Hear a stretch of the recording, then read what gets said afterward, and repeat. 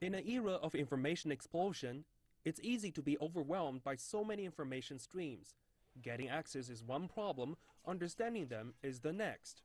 This is India, where 25% of people are unable to read and write.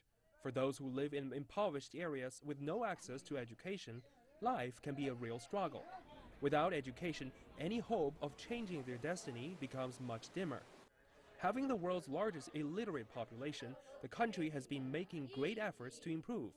New schools are being established and free education programs offered to those living in poverty. The government also has established committees to supervise the use of the money allocated to improving literacy.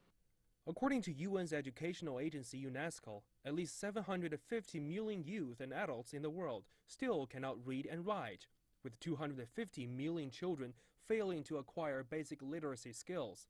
The vast majority are women and girls. Women's education benefits economies and is good for family harmony.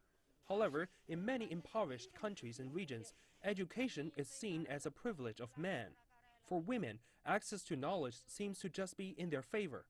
This is an intolerable situation, reflecting one of the most persistent injustices of our times: unequal access to education.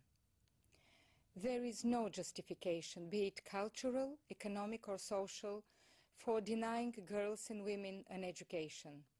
It is a basic right and an absolute condition for reaching all the internationally agreed development goals. Every year, this gender inequality deprives millions of women to education and condemns them to lives of misery.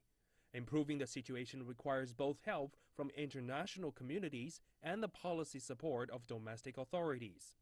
At the moment, the world's literacy rate stands at 84%. Bokova says getting that number higher is much more than an education priority. It is the ultimate investment in the future.